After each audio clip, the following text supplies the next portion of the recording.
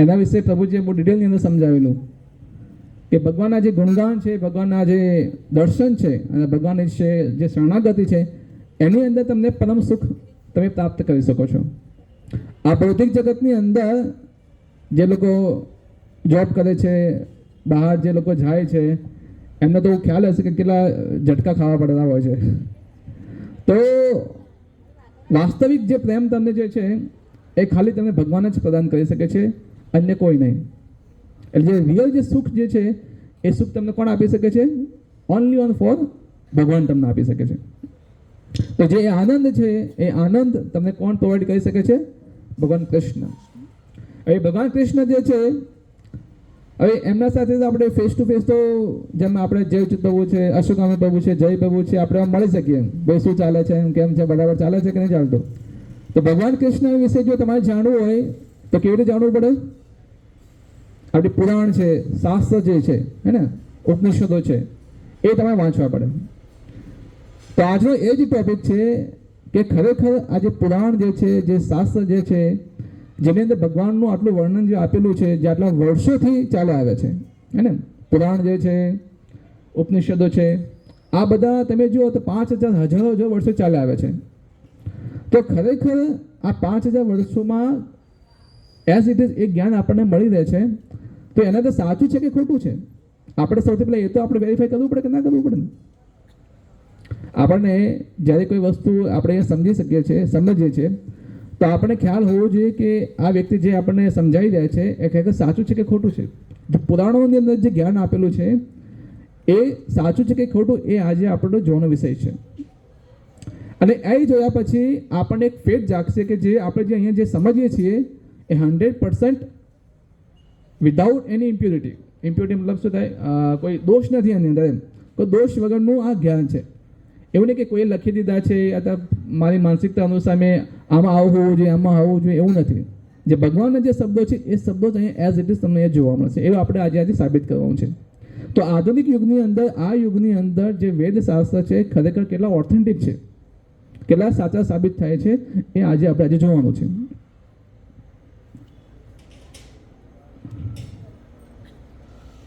તો શું આજના યુગમાં જે વેદ છે, જે વેદ છે, ઉપનિષદો છે, મહાભારત છે, રામાયણ છે, હે ને? રામાયણ તમે જુઓ, રામાયણ ક્યારે થઈ? કયા યુગમાં થયેલી? કયા યુગમાં થયેલી રામાયણ? નવા લોકોમાંથી કોઈ બોલે સારું. કયા યુગમાં થયેલી રામાયણ? ખ્યાલ છે કોઈને? 4 યુગ છે, ખ્યાલ છે ને? એક બોલો. સતયુગ, પછી દ્વાપર યુગ, પછી ત્રેતાયુગ, પછી આજે જે ચાલે છે કલયુગ. તો સૌથી પહેલો જે યુગ આવે છે સતયુગ. સતયુગ પછી શું આવે છે? ત્રેતાયુગ. ત્રેતાયુગ પછી દ્વાપર. દ્વાપર પછી કલયુગ. તો ભગવાન રામ ત્રેતાયુગમાં આવેલા. હવે તમે ત્રેતાયુગના અત્યારે શું ચાલી રહ્યો છે? કલયુગ. તો બંને વચ્ચે કેટલું અંતર છે? લાખો વર્ષોનું અંતર છે. કેટલા? લાખો વર્ષોનું અંતર છે. તો જે રામાયણ આપણે જે વાંચીએ છીએ એ કેટલી જૂની છે? લાખો વર્ષોથી ચાલી આવે છે. તમે વિચારો તો ખરેખર જે રામાયણની અંદર જે વર્ણન જે છે, પછી મહાભારત ક્યારે થયેલું? દ્વાપર યુગની અંદર, દ્વાપર યુગના અંતમાં. તો કેટલા વર્ષો થઈ ગયા? એપ્રોક્સિમેટલી 5000 વર્ષ જેવું કંઈક થયું છે, બરાબર? તો 5000 વર્ષથી મહાભારત ચાલી આવે છે, જે આપણે વાંચી રહ્યા છીએ, ભગવદ ગીતાનું જ્ઞાન જે લઈ રહ્યા છે. તો કેટલું સાચું છે આપણે આજે જોવાનું છે. તો એનો એક સુંદર શ્લોક પણ છે. કર્મ બ્રહ્મોદ્ભવ વિદ્ધિ બ્રહ્માક્ષર સમુદ્ભવમ तस्मात् सर्वगत ब्रह्म नित्यम यज्ञ प्रतिष्ठितम। वेदों में नियमित कर्मों का विधान है और वेद साक्षात श्री भगवान परब्रह्म से प्रकट हुए हैं। फलतः सर्वव्यापी ब्रह्म यज्ञ कर्मों में सदा स्थित रहता है। तो आमा बतावेलू है कि जे वेद जे छे वेद ए क्याथे आवेला छे? साक्षात भगवान मांथी प्रकट थयेला छे। साक्षात भगवान मांथी प्रकट थयेला छे, है ने? तो एवं नहीं कि बस खाली हवा बात थी गई एंड उड़तू उड़तू कंईक थी आई गयो ना बधी आटली पुराणों लखाई गया, आटला बधा शास्त्र लखाई गया। थोड़ो वैज्ञानिक दृष्टिकोण थी आपणे जोईशुं कि केटલું विज्ञान आपણા શાસ્ત્રોની અંદર છે। તમે હું બતાવીશ તો તમે અક્કલ કામ નહીં કરે, એટલું બધું વિજ્ઞાન આપણા શાસ્ત્રોની અંદર છે। જે આજના મોટા મોટા સાયન્ટિસ્ટો જે હવે શોધી રહ્યા છે એ બધું જ વિજ્ઞાન કોની અંદર છે? આપણા શાસ્ત્રોની અંદર એઝ ઇટ ઇઝ આપેલું છે. મોટી મોટી જે હોલિવૂડ મૂવી જે બનતી હોય છે ને, જેમ કે એક મૂવી નામ આપણું હેરી પોટર મૂવી નામ સાંભળ્યું છે, હેરી પોટર. તો હેરી પોટર છે એનો જે મુખ્ય સિદ્ધાંત છે, એના જે શ્લોકો જે છે એ કઈથી એને ઉઠાયેલા છે? આપણા મહાભારતમાંથી ઉઠાયેલા છે. તો હોલિવૂડ મૂવીવાળા ફોરેનરવાળા આપણા શાસ્ત્ર વાંચે છે અને શાસ્ત્ર વાંચીને એમાંથી મૂવીઓ બનાવે છે, અને આપણે આપણા સમય જ નહીં વાંચવાનો. કેમ? એ લોકોને વિશ્વાસ છે તો આપણને કેમ વિશ્વાસ નથી? તો આજે બધું આપણે જોઈશું. તો આ બધા જે ટોપિક જે છે આપણે લાસ્ટ ટાઈમ જે દોલાગોવિંદ બાબુએ જે ક્લાસ લીધું એમાં આ બધા જોયેલા. ભગવાનની પરિભાષા શું છે, कैसे प्राप्त कर सकते हैं, और वैदिक साहित्य. वैदिक સાહિત્યમાં મહાભારત છે, રામાયણ છે, પુરાણ છે, ઉપનિષદ છે, આ બધા વસ્તુનો સમાવેશ થતો હોય છે. તો એ જે જ્ઞાન જે વેદોની અંદર આપેલું છે, મહાભારત રામાયણની અંદર જે જ્ઞાન આપેલું છે, એ જ્ઞાન સાચું છે કે ખોટું એ પણ આપણે બેઝિક કોર્સની અંદર સમજેલા કે જે જ્ઞાન જે છે, જ્ઞાન પ્રાપ્ત કરવાના 3 માર્ગ છે. ખ્યાલ છે? કયા કયા માર્ગ છે? 3 માર્ગ. જે લોકોએ 6 દિવસ અટેન્ડ કરેલો છે એને ખ્યાલ હશે. 3 પ્રકારના માર્ગ છે જ્ઞાન પ્રાપ્ત કરવાના. હવે સાચું જ્ઞાન કયું, કેવી રીતે તમને ખબર પડશે? એક છે પ્રત્યક્ષ પ્રમાણ. આવ્યું હતું ને આવું કંઈક પ્રત્યક્ષ પ્રમાણ. પ્રત્યક્ષ પ્રમાણ કોને કહેવાય? કે જેને તમે જોવો એને સાચું માનવાનું, બાકી સાચું નહીં માનવાનું. જેને જોવું બસ એને સાચું માનવાનું, બાકી કોઈ સાચું, એને કહેવાય પ્રત્યક્ષ પ્રમાણ. અમુક લોકો કહે છે કે ભાઈ અમે તો ભગવાન માનતા જ નહીં, આપણે તો જે જોઈએ ભગવાન દેખાય ત્યારે માનવાના, ત્યાં સુધી નહીં માનવાના. એટલે આને કહેવાય પ્રત્યક્ષ પ્રમાણ, કે જે જોવો એને સાચું માનવાનું, બાકી સાચું નહીં માનવાનું. એટલે આને કહેવાય પ્રત્યક્ષ પ્રમાણ. બીજું છે અનુમાન પ્રમાણ. અનુમાન પ્રમાણ કોને કહેવાય? કે જે બસ એમને જસ્ટ વિચાર કે આવું થયું હશે, આવું હશે, એને કહેવાય અનુમાન પ્રમાણ. ખ્યાલ?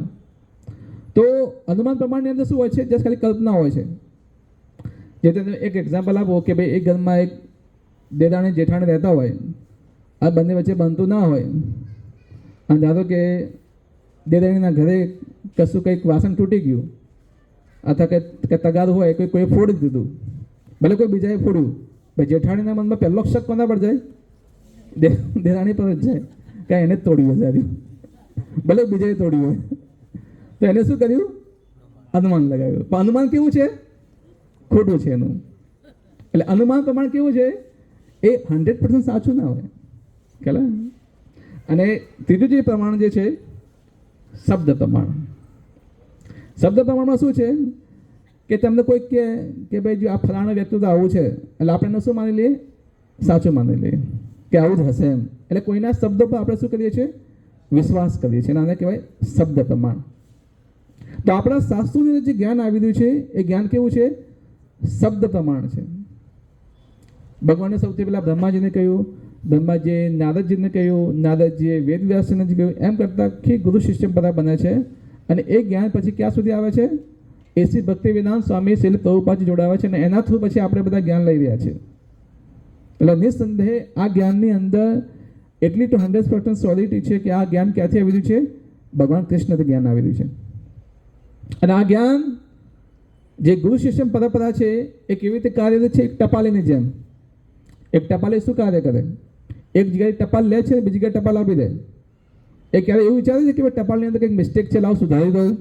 એ સુધારે નહીં કશું. જે જ્યાંથી લીધી એ એડ્રેસ સુધી પહોંચાવી દે છે. તો આ જે ગુરુ શિષ્ય પરંપરા જે આવી રહી છે એનું જે જ્ઞાન એક ટપાલીનું જેવું છે. પોતાનું એક પણ પોતાનું દિમાગ એમાં યુઝ નહીં કરે. જે આગળથી આવ્યું છે ને એઝ ઇટ ઇઝ બીજી જગ્યાએ રિપ્રેઝેન્ટ કરી દેવું, બીજાને કહેવું, એને કહેવામાં આવે છે ગુરુ શિષ્ય પરંપરા. તો બાકીના જે બે છે પ્રત્યક્ષ પ્રમાણ અને અનુપ્રમાણ, એ તો ખોટા હોઈ શકે છે, પણ શબ્દ પ્રમાણ જે વ્યક્તિથી આપણે જે સાંભળી રહ્યા છે એ જો વ્યક્તિ બહુ સાચો હોય તો એ જ્ઞાન પણ કેવું હશે? સાચું હશે. હા, પણ જો વ્યક્તિ ખોટો હોય તો જ્ઞાન ખોટું હોઈ શકે છે. અમુકની હોય ચુગલી કરવાની આદત હોય, ચુગલી કરવાની, કોઈના વિશે ખોટું કહેવાની આદત હોય. હવે પેલો તો આવી છે, પેલી તો આવી છે, એના અમુક લોકોની આદત હોય છે. એટલે એ પણ શબ્દ પ્રમાણ છે, પણ વ્યક્તિ કેવો છે? કહેવાવાળો ખોટો છે. એટલે એની વાતોમાં વિશ્વાસ નહીં કરવાનો. અમુક આની કે આ તો જૂઠું બોલવાની આદત છે, એટલે વ્યક્તિ ખોટો છે એટલે એ ખોટું જ્ઞાન હોઈ શકે છે. હા, પણ જો વ્યક્તિ સાચો હોય અને એ કહે કે ભાઈ આ વ્યક્તિ આવો તો આપણે માની શકીએ છીએ કે આવું હશે, તો વ્યક્તિ જે બોલવાવાળો છે કેવો હોવો જોઈએ? સાચો હોવો જોઈએ, તો એ પ્રમાણ સાચું સાબિત થાય. તો શબ્દ પ્રમાણની અંદર આ બહુ ઇમ્પોર્ટન્ટ છે કે જે વ્યક્તિ જે કહેવાવાળો છે એ કોણ છે. ઓકે, તો જે શબ્દ પ્રમાણ જે છે, જે મેં કહ્યું કે વ્યક્તિ સાચો હોવો જોઈએ, તો આપણે જે છે આપણે જે જ્ઞાન લઈ રહ્યા છે, આમ જનરલી બધા લોકો પૂછું કે તમને રામાયણ અને મહાભારતનું જ્ઞાન તમને ક્યાંથી મળ્યું? બધાનો એક જ આન્સર હશે કે મેં મહાભારત સિરિયલ જોઈ તમને ત્યાંથી બધું યાદ છે. મહાભારતની સિરિયલમાંથી, રામાયણની સિરિયલમાંથી, રામાનંદ સાગરની આવતી હતી પહેલાં, એ બધાએ જોઈ લે છે રામાનંદ સાગર, મેં પણ જોઈ લે છે એટલે મને ખ્યાલ છે. રામાનંદ સાગરની મહાભારત અને રામાયણ બંને આવેલું છે, તો ત્યાંથી આપણે જ્ઞાન લેવાનો પ્રયાસ કરીએ છીએ. એટલે જ્ઞાન લેવાના અલગ અલગ ઉપાય છે. જે અમુક કોઈ જે લોકો ભણેલા છોકરા હોય એ ક્યાંથી જ્ઞાન લે છે? એ તો કે ભાઈ અમે તો વિજ્ઞાનમાં માનીએ છીએ, એટલે અમારે તો જે સાયન્ટિસ્ટો જે કે સાચું, બાકી બધા કે ખોટું. સાયન્ટિસ્ટો પ્રૂફ, વૈજ્ઞાનિકો પ્રૂફ કરીને બતાવે કે ભાઈ આ સાચું થાય છે, તો દેટ મીન્સ એ રાઈટ. તો આપણે જે જ્ઞાન ક્યાંથી લે છે? પહેલું જે છે કે જે લોકો યંગસ્ટર છે એ ક્યાંથી લે છે? વૈજ્ઞાનિકો જોડેથી. હા, જે મોટા લોકો છે ક્યાંથી લે છે જ્ઞાન?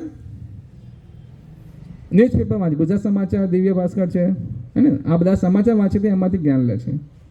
ઓકે, કે ભાઈ આજે ફલાણા જગ્યાએ આ એક્સિડન્ટ થયો, આ એક્સિડન્ટ થયો, આ જગ્યાએ આ બોમ્બ બ્લાસ્ટ થયો, બધી જ વસ્તુ તમે કે સવારે ક્યાં આવી જાય? પેપરની અંદર બધું આવી જાય. એટલે આપણે જ્ઞાન ક્યાંથી લીધું? પેપરમાંથી જ્ઞાન લીધું.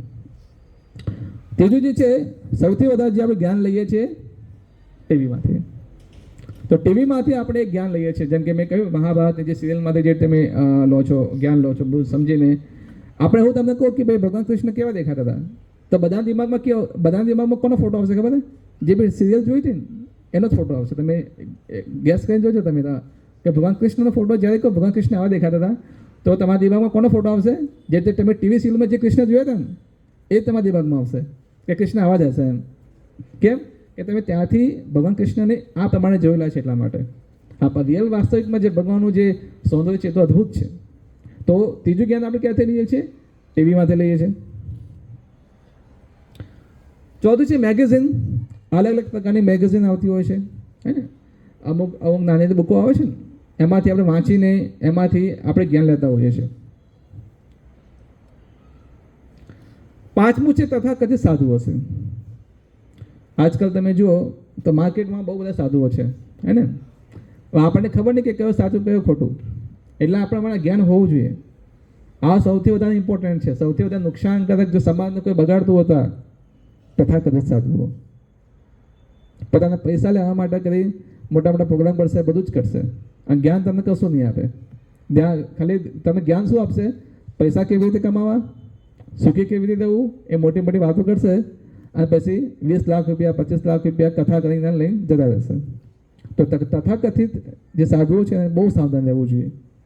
એટલા માટે આપણને આ જ્ઞાન હોવું જોઈએ કે આપણે જે જ્ઞાન લઈ રહ્યા છે એ ઓથેન્ટિક છે, શાસ્ત્રોનું પ્રમાણિત છે. બહારના લોકો જે સાધુ સંતો હોય, બાકીના જે તથાકથિત જે ખાલી એમના પૈસાથી મતલબ હોય છે, એ લોકો પ્રોપર તમને જ્ઞાન નહીં આપે. ભજન ગાશે, બધું જ કરશે, પણ જે જ્ઞાન તમને જે મળવું છે ભગવાન પ્રત્યેનું જે જ્ઞાન, એ જ્ઞાન તમને નહીં મળે. તો એ બહુ ખાસ ધ્યાનમાં રાખેલી વસ્તુ છે. અને છઠ્ઠું જે છે કવિઓથી. અમુક લોકો જે કવિતાઓ લખતા હોય છે, કવિતાઓ સાંભળીને પણ આપણે એ જ્ઞાન ગ્રહણ કરતા હોઈએ છીએ. તો આ મેક્સિમમ. અને છઠ્ઠું છે, સાતમું છે સૌથી વધારે આ મોબાઈલથી, વોટ્સઅપ અને ફેસબુક, હે ને. બધા લોકો શું કરે છે? એકબીજાના શોર્ટ વિડીયો એકબીજાને શેર કરી નાખે છે. આજે ભગવાનનો એક નાનો વિડીયો આવે, બીજાને શેર કરી નાખ્યો, પહેલાં જોયો, પેલા ત્રીજાને શેર કર્યો, પેલા ચોથાને શેર કર્યો, પેલા ફેસબુકમાં શેર કરી નાખ્યો. તો ફેસબુક, વોટ્સઅપ, ઇન્સ્ટાગ્રામ આપણે આમાંથી જ્ઞાન લેવાનો પ્રયાસ કરીએ છીએ. તો આ 7 જગ્યા એવી છે કે જેથી આપણે શું લઈએ છીએ? જ્ઞાન લેવાનો પ્રયાસ કરીએ છીએ. એમાં સૌથી જે વધારે જે છે એ ટીવી અને વોટ્સઅપ, મોબાઈલ. તો ખરેખર તમે આ જગ્યાએથી જે જ્ઞાન લઈ રહ્યા છો, તમે આ વસ્તુ જોખો. આ જે પ્રોગ્રામ જે થઈ રહ્યો છે એ તમારે પોતાને રિલેટ કરવાનો છે. આપણે જે કરીએ છીએ આપણે પોતે કરીએ છીએ. આપણે બધા આપણે આ 7 જગ્યામાંથી જ જ્ઞાન લઈ રહ્યા છે. આપણે 7 જગ્યામાંથી જ જ્ઞાન લઈ રહ્યા છે. આપણે મોબાઈલમાંથી જોઈએ છીએ, આપણે ટીવીમાંથી જોઈએ છીએ, બધું જ કરીએ. આપણે ખુદ પોતે વાંચતા નથી, પોતે રામાયણ વાંચતા નથી, આપણે પોતે ભગવદ્ગીતા વાંચતા નથી કે ત્યાંથી હું જ્ઞાન લઉં, પણ આપણે શું કંટાળો એટલે શામાંથી લઈએ? ટીવી મોબાઈલમાંથી આપણે લઈએ છીએ.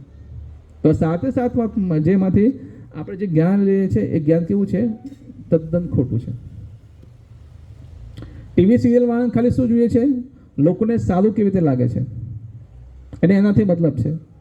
શું સારું દેખાડે છે એનાથી મતલબ નહીં, શું સાચું દેખાડે એનાથી મતલબ નથી. બસ લોકોને સારું લાગવું જોઈએ એનાથી મતલબ છે. આ છે ઘણા બધા એવા મૂવી આવ્યા છે. કઈ વચ્ચે મૂવી હોય તે બહુ મોટો હોબાળો છે. તો આદિપુરુષ ને આદિપુરુષ એક મૂવી આવી જેમાં ભગવાન રામનું ચરિત્ર બતાવેલું. તમે જો ભગવાન રામનું કેવું ચરિત્ર એમાં બતાવેલું, હનુમાનજી કેવા બતાવેલા છે. અને આપણે જ્યારે એવું જોઈએ ત્યારે આપણને શું લાગે? હા, ભગવાન રામ તો આવા જ હશે, હનુમાનજી આવા જ હશે. ખ્યાલ આવે? એટલે આપણા દિમાગમાં એક છાપ પડી જાય કે ભગવાન રામ આવા જ હશે, હનુમાનજી આવા જ, સીતા માતા આવા જ હશે, કોમેડી કરતા હશે, એકબીજા જોડે વાતો કરતા હશે. આવું નોટ લાઈક ધેટ. તો બહુ સાવધાની રાખવી જોઈએ કે ટીવી સિરિયલમાંથી ક્યારેય પણ જ્ઞાન નહીં લેવું જોઈએ. જ્ઞાન હંમેશા પોતે વાંચો, પોતે શીખો યોગ્ય ગુરુ જોડે, અને તો જ તમને સાચું જ્ઞાન તમને પ્રાપ્ત થશે. તો આ વસ્તુ આપણને એક ખ્યાલ હોવો જોઈએ. તો આ સાથે જગ્યાએ જે જ્ઞાન જે મળે છે ખોટું જ્ઞાન છે. તો આપણે જે જ્ઞાન લઈ રહ્યા છે ખરેખર એ સાચું છે કે ખોટું, એનો આધાર શું છે આપણને ખબર કેવી રીતે પડે? તો એના માટે શું છે? પ્રમાણ. અને કયું પ્રમાણ છે? શબ્દ પ્રમાણ. ઓકે. તો એ જે જ્ઞાન જે છે એ જ્ઞાન જે આવી રહ્યું છે એ જ્ઞાન ક્યાંથી આવી રહ્યું છે? વૈદિક સાહિત્યથી જ્ઞાન આવ્યું છે. જેમ અત્યારે હું જે કંઈ પણ બોલી રહ્યો છું ક્યાંથી બોલી રહ્યો છું? જે ભગવદ્ ગીતા શ્રીમદ ભાગવતમનો જે આખો જે કન્ટેન્ટ છે એમાંથી બધું બોલી રહ્યો છું. આમાં એવું નથી કે મારું કંઈક નવું મેં એડ કર્યું હોય અથવા મને આ સારું લાગે છે એટલા માટે આને આ બતાવું, એવું નથી. જે ભગવદ્ ગીતામાં જે એઝ ઇટ ઇઝ બતાવેલું છે એનું જ્ઞાન હું તમને અહીંયા રિપ્રેઝેન્ટ કરી રહ્યો છું. મારા પોતાના શબ્દો આમાંથી એક પણ નથી. ખ્યાલ આવી ગયો? તો વૈદિક જે સાહિત્ય જે છે એમાં સંપૂર્ણ જ્ઞાન જે પ્રામાણિક રીતે બધું જ જ્ઞાન આપેલું, જેમાં બધા જ વિષયનો સમાવેશ થાય છે. અને આપણું જે વૈદિક સાહિત્ય છે કેટલું મોટું છે તમે જોઈ શકો નીચે એ બતાવેલું છે. એમાં શું છે? 4 વેદ છે, પછી વેદાંત સૂત્ર છે, 18 પુરાણો છે, 108 ઉપનિષદો છે, મહાભારતનું શું છે? રામાયણ. કોઈને પ્રશ્ન થઈ શકે ભાઈ આટલું બધું વાંચવું ક્યારે? 18 પુરાણો એટલે આટલો થક્કો થાય છે, આટલો ઓછો થક્કો થાય. 18 પુરાણો, 108 ઉપનિષદો. આ તો મુખ્ય 108 છે, રિયલમાં તો 1008 છે. હવે એક બુક આટલી મોટી હોય, 1008, એમાંથી મુખ્ય ખાલી કેટલી છે? 108 છે. તો કોઈને પ્રશ્ન થાય આટલું બધું વાંચવું કેવી રીતે અમારે? તો 18 પુરાણો તમે લો, 108 ઉપનિષદો લો અને વેદ લો. જેવી રીતે આપણે કપડાં નીચે જોઈએ ને, કપડાં નીચે તો પાણી પડે ને નીચે, એમ 108 ઉપનિષદો, 18 પુરાણ, આ વેદોને આમ તમે નિચોડ નીકળો, નિચોડ આ બધી વસ્તુઓ નિચોડ, તો નિચોડ શું છે? શ્રીમદ ભગવદ્ ગીતા. આ બધી જ વસ્તુઓ નિચોડ શું છે? શ્રીમદ ભગવદ્ ગીતા. તમે ભગવદ્ ગીતા વાંચો કે આ બધા પુરાણ ઉપનિષદ બધું જ તમે વાંચો. જો તમે આ બધું તમે કંઠસ્થ કરી નાખો પણ ભગવદ્ ગીતાના ઉદ્દેશને તમે સમજ્યા નથી તો ધેટ મીન્સ આ બધું ના વાંચવા બરાબર છે. પણ કોઈએ આમાંથી કશું વાંચ્યું નથી. ખાલી ભગવદ્ ગીતા આ રીતે જેને વાંચી છે અને પૂર્ણ રીતે શરણાગત ભગવાન કૃષ્ણ થયો છે તે બધું જ વાંચી લીધું છે એને. એકવાર પ્રભુપાદજીના ટાઈમે, પ્રભુપાદજી જ્યારે આપણા ઇન્ડિયાની અંદર છે જ્યારે પ્રચાર કરી રહ્યા હતા, અને એમની સાથે જો તમને ખ્યાલ હોય તો પ્રભુપાદજી તો અમેરિકામાં જઈને પણ પ્રચાર કરેલો. તો જ્યારે અમેરિકા જઈને જ્યારે પ્રચાર કરેલો તો ત્યાંથી અમુક ભક્તો આપણે ઇન્ડિયામાં આવેલા પ્રભુપાદજી જોડે. તો એમાં એક નાની છોકરી પણ હતી, 6-7 વર્ષની છોકરી હશે. તો જ્યારે બેઠા હતા અને સામેથી એક પંડિત ઉઠીને આવ્યા અને થોડું તર્ક વિતર્ક કહેવા લાગ્યા. તો આ છે વેદોમાં, આ છે તે છે, ઘણું બધું છે, એમ શ્લોકો બોલવા લાગ્યા. તો પ્રભુપાદજી પૂછ્યું કે પરમ નિયંતા કોણ છે? પરમ ભગવાન કોણ છે? પરમ ભગવાન કોણ છે? તમને ખ્યાલ છે? એમને અલગ અલગ નામ આપ્યા, પણ ભગવાન કૃષ્ણનું નામ નહીં બોલ્યા. ભગવાન કૃષ્ણનું નામ નહીં બોલ્યા. તો પ્રભુપાદજી એટલી 7 વર્ષની જે છોકરીને ફોરેનર એને બોલાવી, એને પૂછ્યું કે બેટા પરમ ભગવાન કોણ છે? તો નાની છોકરી કહે છે આ કૃષ્ણ પરમ ભગવાન છે. તો પ્રભુપાદજી પેલા પંડિતને કહે છે કે આ છોકરી છે ને, છોકરી તમારી ગુરુ બનવા યોગ્ય છે, આ તમારી પણ ગુરુ છે. કે કેમ? કે તમને આટલું બધું સંખ્યા આટલા વેદ પુરાણનો ખ્યાલ છે પણ તમને આ વેદોનો સાર જ તમને ખ્યાલ નથી. કે વેદોનો સાર શું છે? ભગવાનની શરણાગત થો, પરમ ભગવાન કૃષ્ણને સર્વોપરી માનવા, એ જ ઉદ્દેશ્ય છે. આ તમને આટલું વાંચ્યા પછી તમને જ્ઞાન ન તો એનો મતલબ શું? ખ્યાલ આવ્યો? તો વેદોનું જે જ્ઞાન જે છે, આખું જે નિચોડ જે છે શું છે? શ્રીમદ ભગવદ્ ગીતા. ઓકે, તો આપણા જે વૈદિક સાહિત્ય છે એમાં ઘણું બધું આપેલું છે અંદર, જે ઓલરેડી આપણે અહીંયા જે વૈજ્ઞાનિકો અહીંયા સાબિત કરે છે. જેવું જે ભ્રૂણ વિજ્ઞાન છે કે જે માતા જ્યારે ગર્ભવતી હોય છે તો 9 મહિના બાળકની શું અંદર એક્ટિવિટી કરે છે, પહેલા મહિના શું હોય છે, બીજા મહિના શું થાય છે, ત્રીજા મહિના શું થાય, ચોથા, પાંચમા, છઠ્ઠા, સાતમા, આઠમા, 9મા મહિના સુધી જે પણ એક્ટિવિટી બાળક ગર્ભની અંદર કરે છે એ બધી જ વસ્તુ આપણા જે વૈદિક સાહિત્યની અંદર સમજાવેલી છે. આ બધું જ વિજ્ઞાન એની અંદર આપેલું છે. અને આપણે એવું કહીએ કે ના ના અમારે તો હમણાં બધું વૈજ્ઞાનિકે બધું હમણાં બધું સાબિત કર્યું, પણ નહીં, આપણા આની અંદર છે. અત્યારે ટેસ્ટ ટ્યુબ બેબી ખ્યાલ છે? ટેસ્ટ ટ્યુબ બેબી અત્યારે બધા કરતા હોય છે, પણ એ ટાઈમે સૌથી પહેલાં કોને કહેલું ટેસ્ટ બેબી ખ્યાલ છે?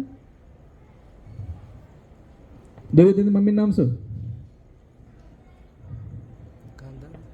ધૃતરાષ્ટ્રના પતિનું નામ શું? ગાંધારી સૌથી પહેલાં ટેસ્ટ ટ્યુબ બેબીથી 100 પુત્રો ઉત્પન્ન કરેલા. સૌથી પહેલી ટેસ્ટ ટ્યુબ બેબી 100 પુત્રો ઉત્પન્ન કરેલા ટેસ્ટ ટ્યુબ બેબીથી, જે એ ટાઈમે પણ હતું. ને આપણે કહે કે નહીં ટેસ્ટ બેબી તમે હમણાં સાબિત કરી છે, પણ ત્યાં પણ જતું. પછી થોડા સમય પહેલાં પણ એવું સાબિત થયું કે જે આ વૃક્ષો જે છે, વૃક્ષો ફૂલ છે, વૃક્ષો છે, છોડ છે, એમના અંદર પણ જીવ છે, જે આપણા શાસ્ત્રોની અંદર ઓલરેડી વર્ણન છે એની અંદર. પછી અગ્નિ છે, અગ્નિ આપણે આમ હાથ નાખીએ તો આપણે અંદર જળી નાખે છે, પણ અગ્નિની અંદર પણ કીટાણુ હોય છે, આપણા શાસ્ત્રોમાં ઓલરેડી વર્ણન છે, જે અત્યારે બહુ સાબિત થાય છે કે નહીં અગ્નિની અંદર પણ કીટાણુ હોય છે, જીવિત કીટાણુ કે જે અગ્નિમાં રહી શકે, એને બહાર ના છે પણ અગ્નિમાં જ રહી શકે. તો આ બધી વસ્તુ એને સમજાવેલી છે. અને ગાયનું ગોબર કેટલું પવિત્ર છે, ગાયનું ગોબર કેટલું પવિત્ર છે. ગાય વિશે તો આખો ગ્રંથ છે આટલો મોટો, ખાલી ઓનલી ફોર ગાય વિશે. ગાયનું ગોબર કેટલું પવિત્ર છે, ગાય કેટલી પવિત્ર છે, એ બધી જ વસ્તુ ગાયની જેટલી પણ આખી હિસ્ટ્રી છે બધું જ વસ્તુ અંદર આપેલી છે. આખી ગાય તો આખી એક બુક છે, આપણા પુરાણોની અંદર આખી એક બુક આપેલી છે. તો આટલું બધું વિજ્ઞાન આપણા શાસ્ત્રોની અંદર છે ને આપણને શું છે? વાંચવાનો સમય નથી. જે લોકો યંગસ્ટર છે, કોઈ એક મૂવી જોયું તો the lord of the ring, એક હોલિવૂડ મૂવી છે, જોવાની જરૂર નથી, જસ્ટ ખાલી કહું છું. The lord of the ring Hollywood movie છે. એ મૂવીની અંદર એક આખો મોટો પર્વત બતાવ્યો છે. એ પર્વત નથી બટ આપણો સુમેરુ પર્વત છે. એ લોકો આખો જે કન્ટેન્ટ જે લીધો છે આખો આપણે સુમેરુ પર્વતનો આખો વાંચીને લીધો છે એ લોકોએ. તો એ લોકો જે આટલા એડવાન્સ છે. નાસા અત્યારે જે સ્પેસ યાન છોડે છે એ પૂરું આખું બ્રહ્માંડને સમજવા માટે અત્યારે એ લોકો એવું કહે છે કે અમે આટલી બધી ખોજ કરીએ છીએ, હજી તો અમે આખા પૂરા બ્રહ્માંડમાં કંઈ શોધ્યું જ નથી. અને એ લોકો આપણા શાસ્ત્ર વાંચે છે અને એના વાંચીને અલગ અલગ ગ્રહો છે, અલગ અલગ જે સોલાર સિસ્ટમ છે, અલગ અલગ જે ગેલેક્સીઓ છે એ સાબિત કરી રહ્યા છે. એ લોકોએ 2015માં સાબિત કર્યું કે આલ્કોહોલ છે, આલ્કોહોલ એટલે શું? દારૂ જ કહેવાય ને, આલ્કોહોલ. એ 2015માં સાબિત કર્યું કે ભાઈ આપણા આકાશમાં એક આલ્કોહોલનો મોટો દરિયો છે. આપણા શાસ્ત્રમાં ઓલરેડી વર્ણન છે. મોટો દરિયો એટલે વિશાળ મોટો દરિયો, જે આપણે અહીંયા દરિયો છે આખા પૃથ્વી પર જેટલું પાણી છે એનાથી 7 ગણું વધારે આલ્કોહોલનો દરિયો છે સ્પેસની અંદર. વિચાર કરો. અમુક ગ્રહો એવા છે જે ખાલી ડાયમંડના બનેલા છે. આખો મોટો ગ્રહ, આખું જે પૃથ્વી છે ને એટલો મોટો ખાલી ડાયમંડ, એક જ ડાયમંડ, એટલું બધું વર્ણન છે ને. તો આટલી બધી વસ્તુઓ આપણે અહીંયા હમણાં સાબિત થાય છે, આપણા શાસ્ત્રોની અંદર ઓલરેડી છે. બીજું ઘણું બધું સાયન્ટિફિક છે પણ બધા સમજી નહીં શકે એટલે ડિટેલમાં નહીં લો, પણ આટલું તમને જસ્ટ ખાલી ખ્યાલ હોવો જોઈએ કે આટલું બધું વૈજ્ઞાનિક જે છે, જે અત્યારે સાબિત કરે છે આપણા શાસ્ત્રોની અંદર ઓલરેડી એ બધું વર્ણન આવેલું છે. પછી ભવિષ્યવાણીઓ થયેલી છે. ભગવાન બુદ્ધ ક્યારે પ્રગટ થશે, હે ને? ભગવાન બુદ્ધ ક્યારે પ્રગટ થશે તો એનું પ્રમાણ આપેલું છે.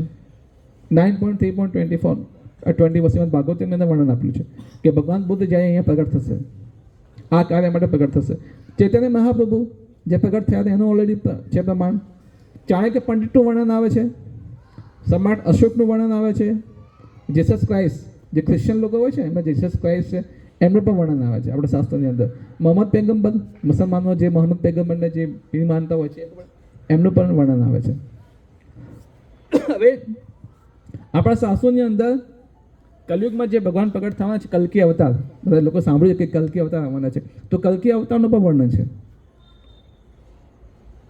હવે જ્યારે ભગવાન હજી કે કલ્કી અવતારના આવવાના હજી તો 4 લાખ વર્ષ બાકી છે. કેટલા?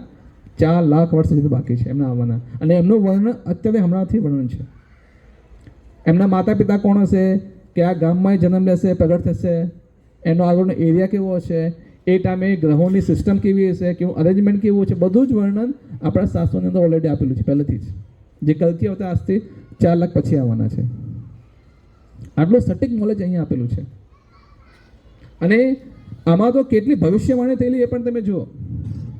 આપણા શાસ્ત્રમાં ઓલરેડી લખેલું છે કે ફૂડ વિલ સોલ્ડ, કે ફૂડ જે છે, ફળો જે છે એ વેચાશે.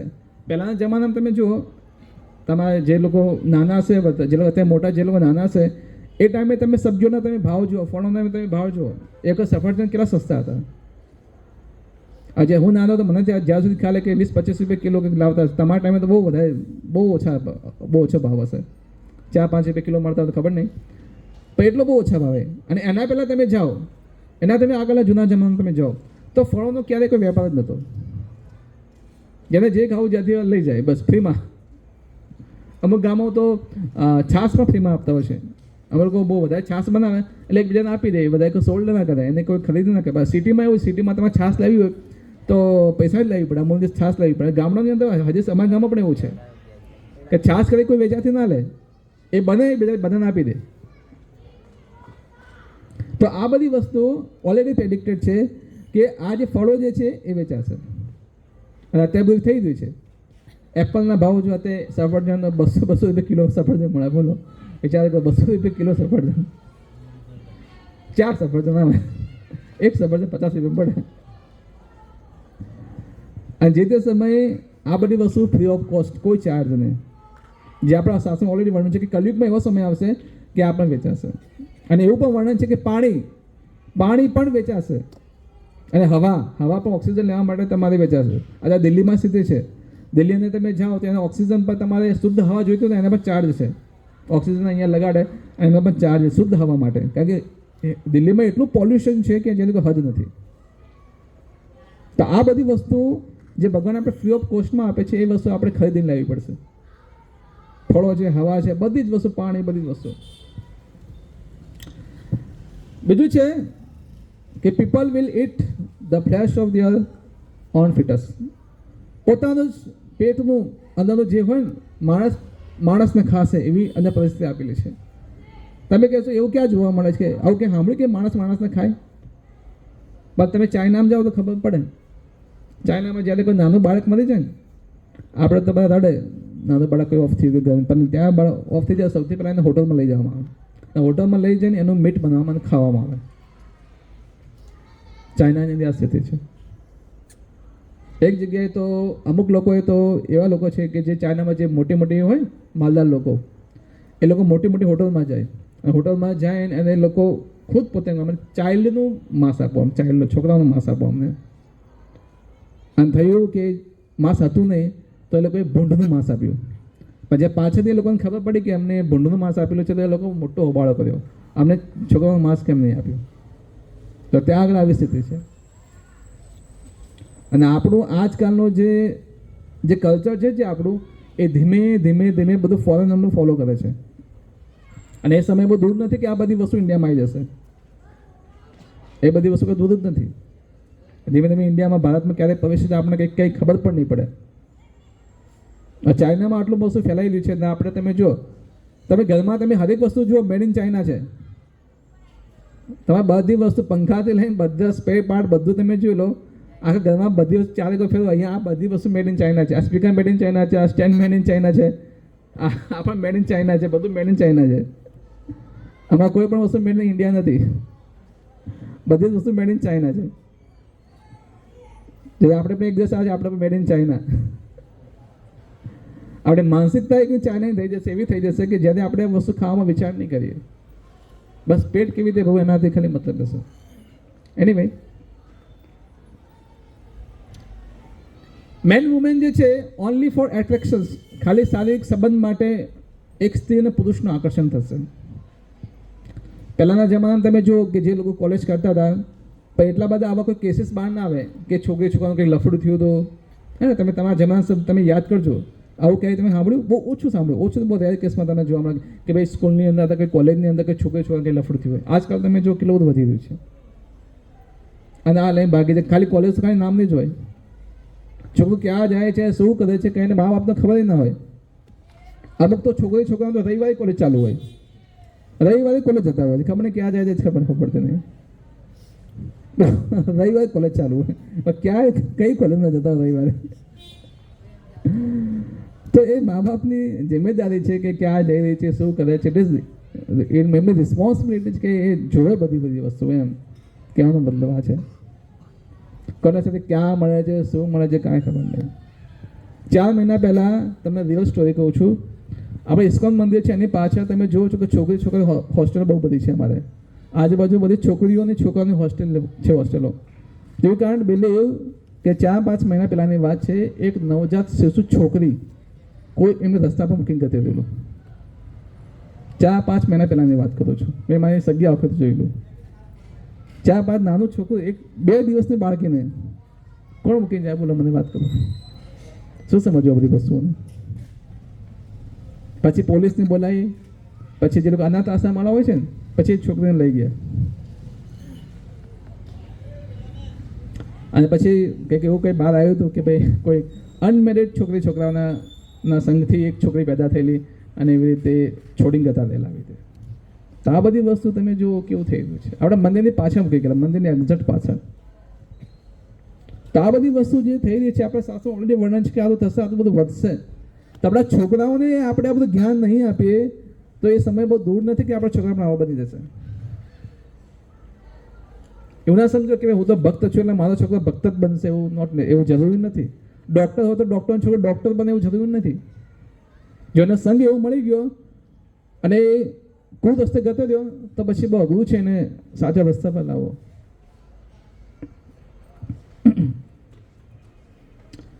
Might will be right. પોતાને સાચા માનો, આઈ એમ ધ રાઈટ. પોતાને સાચા માનવા, ભલે ગમેલા ખોટા હોય, પણ આપણો સિક્કો ક્યારેય નીચો નહીં પડવા દેવાનો.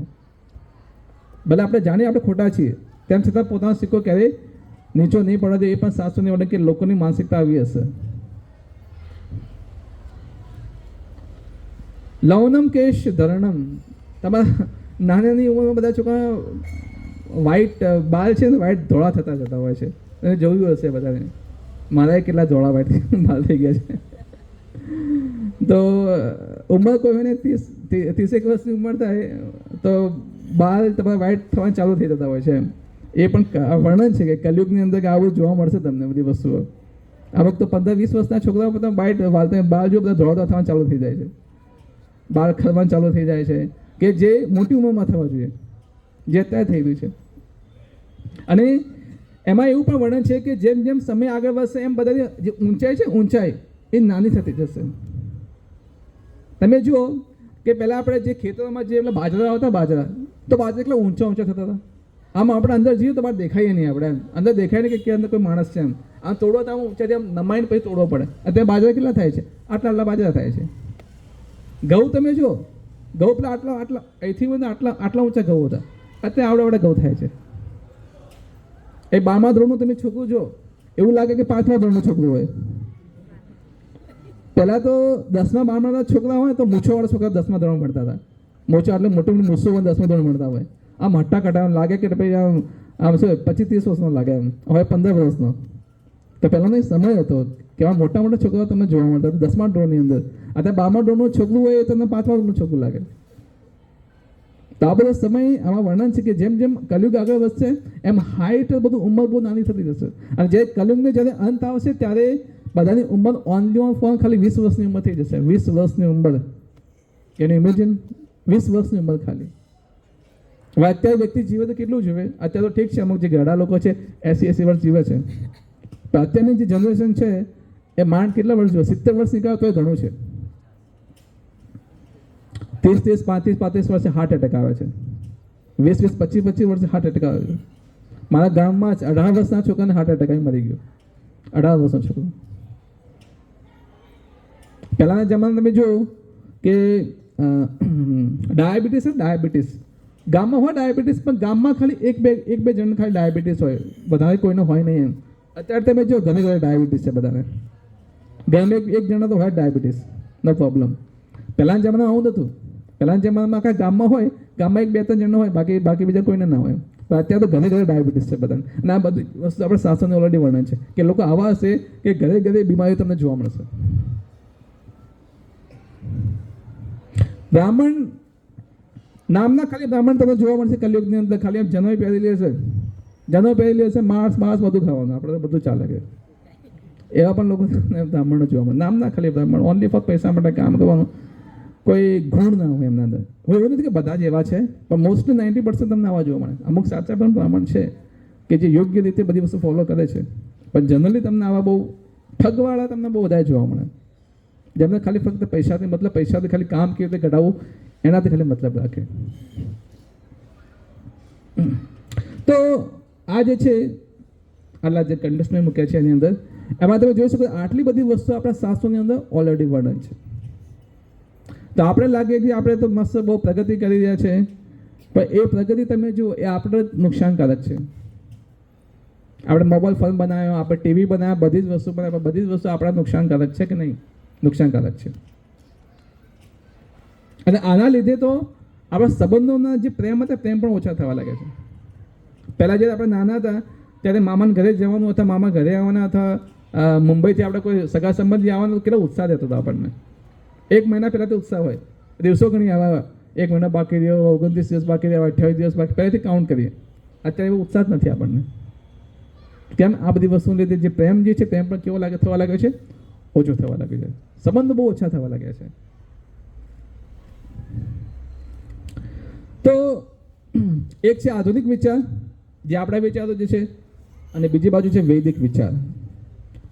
તો આપણે શું કરીએ છીએ, અને વૈદિકમાં આપણા શાસ્ત્રોમાં શું આપેલું છે? જેમ કે વૈદિક વિચારમાં શું છે, ભગવાન આપણે શું વરસાદ પૂરો પાડે છે, વરસાદ, હે ને, રેન એટલે વરસાદ.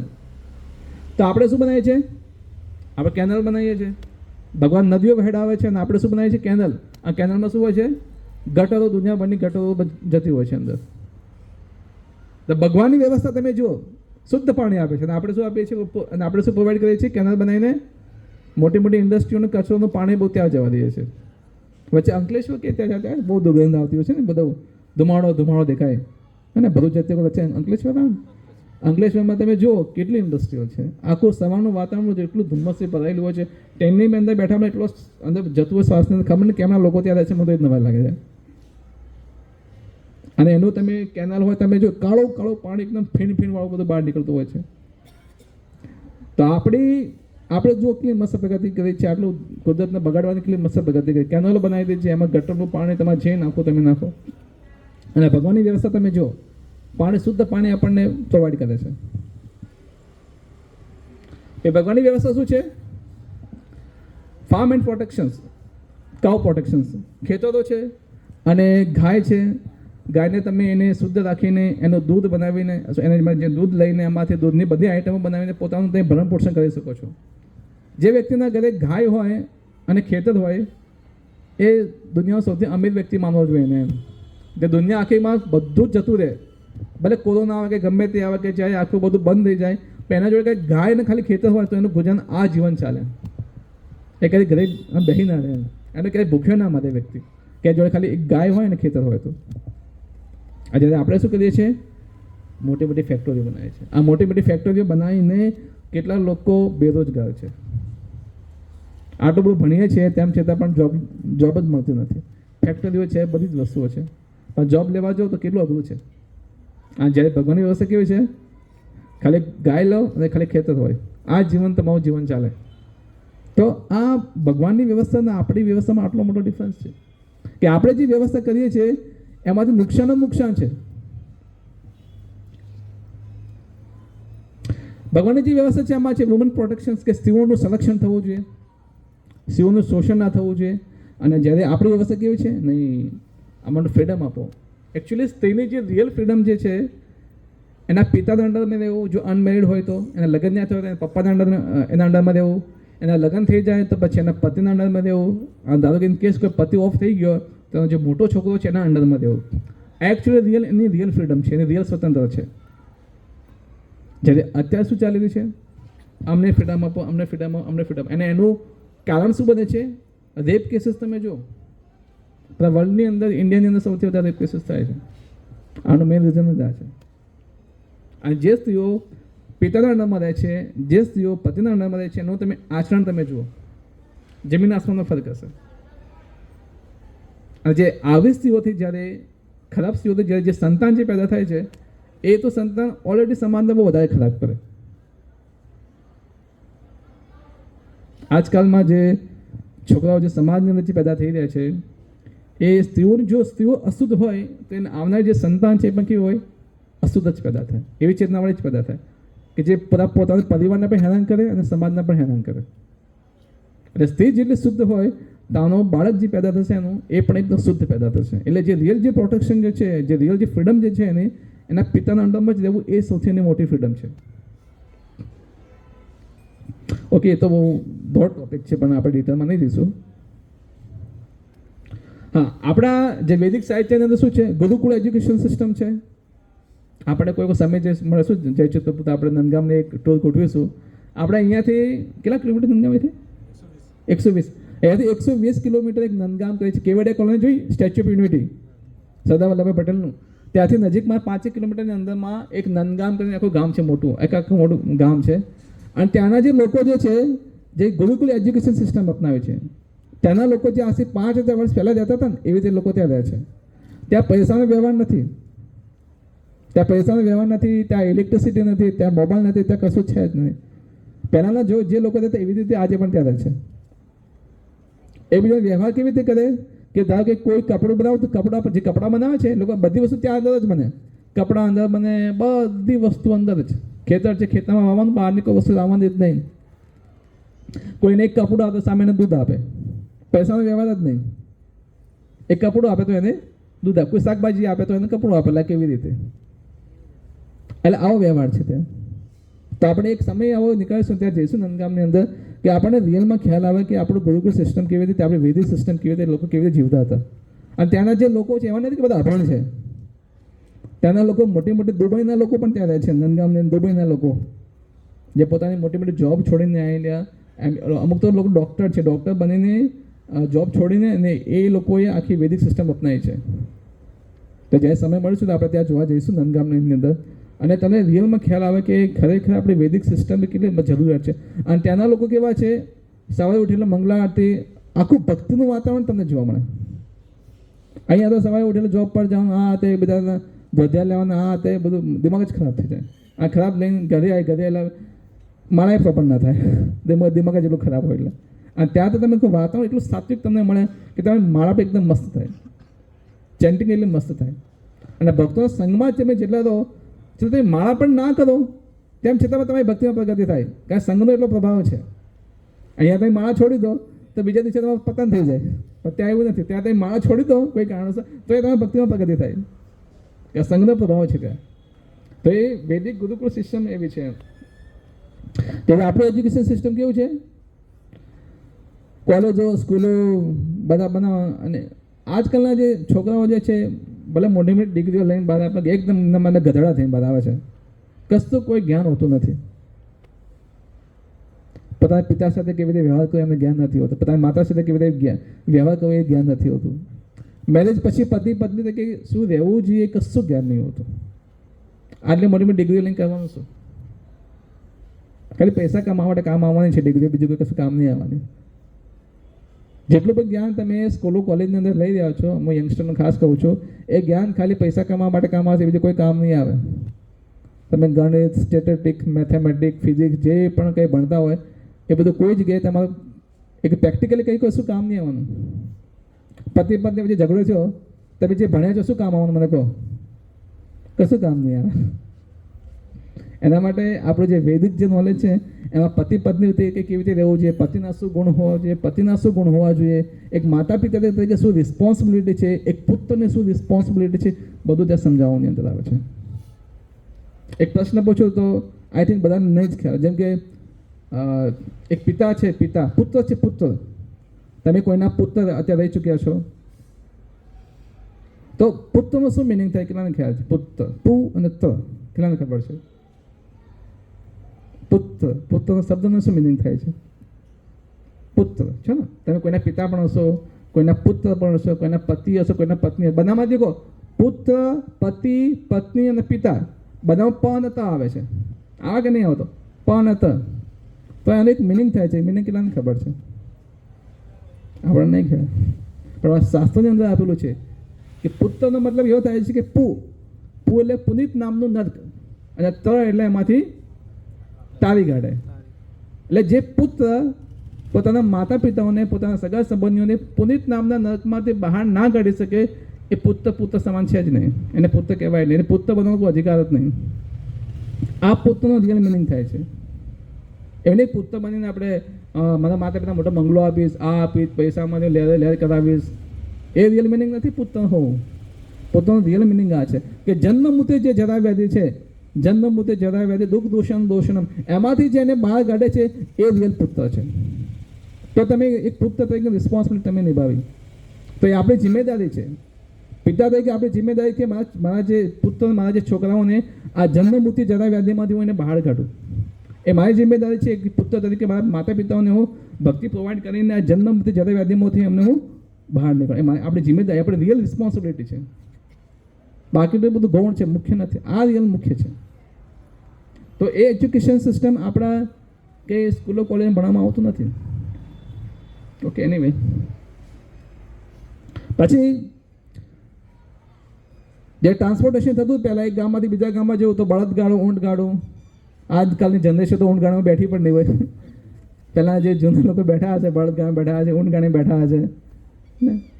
તો પહેલાં એ હતું બધું, એક ગામમાંથી બીજા ગામમાં જવું હોય તો ઊંટગાડા, બળદગાડા બધું આપણે જતા હતા.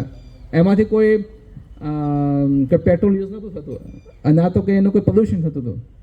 અત્યારે તમે જો કેટલું બધું પ્રદૂષણ થઈ રહ્યું છે. ને આપણે તો આજે તમે જો ટેક્સીઓ, ગાડીઓ એન્ડ કેટલું બધું પ્રદૂષણ થઈ રહ્યું છે. તો આ બધી વસ્તુ યુઝ કરવાનું ના નથી, પણ બધી વસ્તુ શું હોવું જોઈએ? ભગવાનની સેવામાં યુઝ થવું જોઈએ. જો આપણે હરેક વસ્તુ પોતાના ભોગ માટે યુઝ કરીએ તો એ યોગ્ય નથી. હા, તમારે જે 4 વ્હીલર છે તો ભગવાનની સેવામાં તમે લગાવો, ધેટ્સ ગુડ.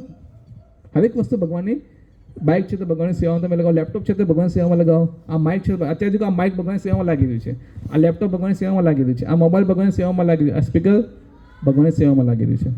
પણ એ મોબાઈલમાં હું મસ્ત મૂવી જોઉં બેઠો મારી ચેતનાને, મારા મનને ખરાબ કરું તો એ ખોટું છે. આ લેપટોપ મસ્ત હું પિક્ચર જોઉં એ ખોટું છે. આમાં હું માઇકમાં હું હિન્દી સોંગો ગાઉં મસ્ત જબરદસ્ત, બધા હું નાચવા લાગે, એ ખોટું છે. તો હરેક વસ્તુ તમારું ગવાનું ના નથી, પણ શું હોવું જોઈએ? ભગવાનને સેન્ટરમાં રાખીને હું બધી વસ્તુ કરવી જોઈએ તમારે. ઓકે, તો આપણે જે મેડિસિન યુઝ કરતા હતા, આયુર્વેદિક મેડિસિન પહેલાં યુઝ કરતા હતા, અને અત્યારે શું છે? એલોપેથિક છે.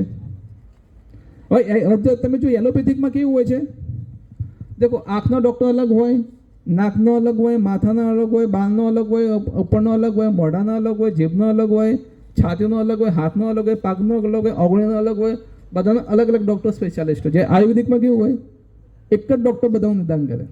કે જોયું કે ભાઈ આ નાકનો અલગ આયુર્વેદિક ડૉક્ટર છે, આંખનો અલગ અલગ આયુર્વેદિક ડૉક્ટર છે.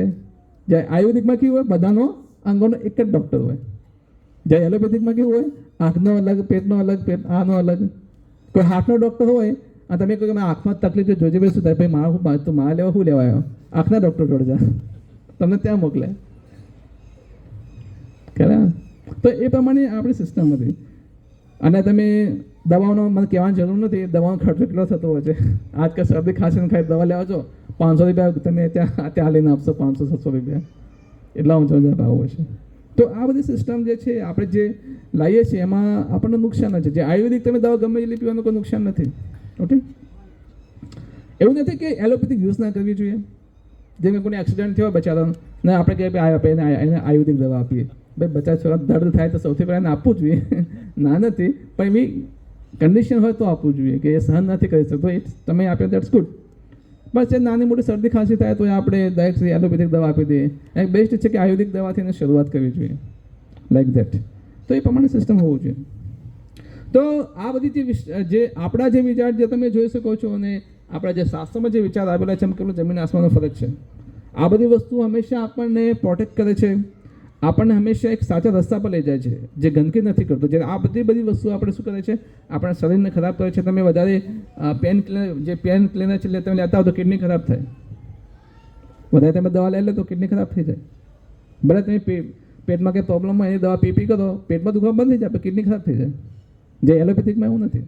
તો આ બધી વસ્તુ આપણને બહુ યોગ્ય છે, જે વૈદિક વિચાર. જે આપણે જે વિચારીએ છીએ આપણને હંમેશા શું કરે છે, નુકસાન કરે છે. તો આ વેદનું જે જ્ઞાન જે છે એ બધી રીતે ઉપયોગી છે. એક પેલું માનસિક સ્થિતિ આપણી મનોવૃત્તિને એકદમ સ્થિર રાખે છે. આપણા મનના વિચારોને શું કરે છે, કંટ્રોલમાં કરે છે. જ્યાં સુધી તમને વેદોનું જ્ઞાન નહીં હોય તમારું મન એક જગ્યાએ સ્થિર નહીં રહે, હે ને. ભલે ઘરમાં બધા ભક્તિ કરતા હોય પણ એક જણું તો એવું હોય જ કે બહુ માથા ભારે હોય. એક વખત મહાપ્રભુ કહેતા હતા, કોઈ મહેસાણા કંઈક ગામમાં કંઈક ગયેલા તો બહુ મોટી પાર્ટી, એમ કરોડો અરબોપતિ કહો તો પણ મોટો વિશાળ બંગલો બધું છે એમ. આખા ઘરમાં ઓલમોસ્ટ બધા એકદમ સાત્વિક બુદ્ધિવાળા, પણ એક છોકરો એવો પાકેલો કે દારૂ પીવે, ધમાલ કરે, બધું કરે. તો એના માતા પિતા હતા તો મહાપ્રભુ કહ્યું કે તમે થોડું સમજાવો કે આ દારૂ પીવાનું છોડી દે ને આ બધું સારા અમારા ઘરમાં કે આ સૌથી મોટી એક છે, એક મગજનો દુખાવો છે. આ છોકરો જ ખાલી મગજનો દુખાવો છે, બાકી બધું ઓકે ચાલે છે અમારે. તો મહાપ્રભુ સામે આવે બેઠો તો પછી દારૂ પીને બેઠો એમની સામે. આ ચોખ્ખું કહી દીધું કે ભાઈ જો પ્રભુ હું દારૂ પીને બેઠેલો છું. સ્વેચ્છાએ કહી દીધું કે હું દારૂ પીને બેઠેલો તમારા સામે એમ. તો આમાં આવું છે, જો બધી જ વસ્તુ હોય પણ માનસિક સ્થિતિ જો તમારે વેદોનું જ્ઞાન ના હોય તો આડાવડા રસ્તે જો ચડી ગયા અને એના લીધે આખું ઘર તમે દેખો કેટલું પ્રોબ્લેમ આવી શકે છે. ઘરનો કોઈ યુવા કોઈ દારૂ પીતો થઈ જાય તો માતા પિતાને ખબર કેટલું ટેન્શન થઈ જાય. કેવા શબ્દો બોલે આપણને માતા પિતાને પ્રમુખતા રીતે વાત કરતો રહેતો હોય છે, હે ને. તો માનસિક સ્થિતિ જો એને વેદોનું જે જ્ઞાન હોય એક માર્ગદર્શિકા જો પોતાના લાઈફમાં એને ઉતારી હોય તો એની માનસિક સ્થિતિ કેવી રહે છે, એકદમ પ્રોપર રહે છે. આપણા ભક્તોમાં તમે જોઈ શકો છો, જે લોકો પતિ પત્ની જે ભક્તો હોય છે ક્યારેય બંને વચ્ચે તૂતાતૂતી ના થાય. એ લોકો બધાને ખબર છે અમે શરીરથી અમે આત્મા છીએ અને આ તો રહેવું નથી જિંદગી પર. તો માનસિક સ્થિતિને કેવી રીતે સ્ટેબલ રાખી એ બધી જ વસ્તુ તમને આપણા પુરાણ જે છે, આપણા ભગવદ્ ગીતાના જ્ઞાન દ્વારા તમે સમજી શકો છો. પછી બીજું સામાજિક સ્થિતિ.